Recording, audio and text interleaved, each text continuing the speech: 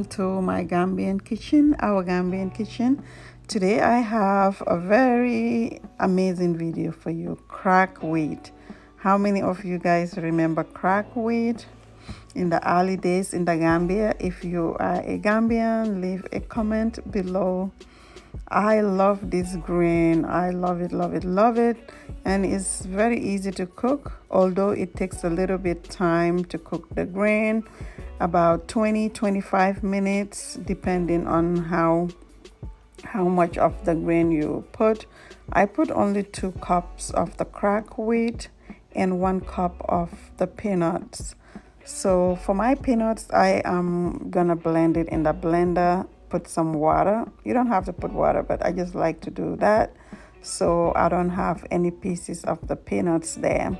So first things first, just go ahead and boil the crack wheat, 2 cups. I have 2 cups. Boil it for 20-25 minutes.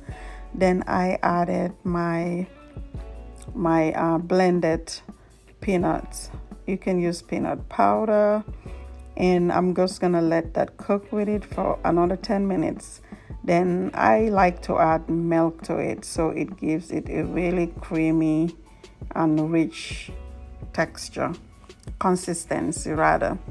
So when it's almost done, just drop in, half a teaspoon or a full teaspoon of butter to it, and just turn your stove off. Again, don't forget your salt. Add some salt.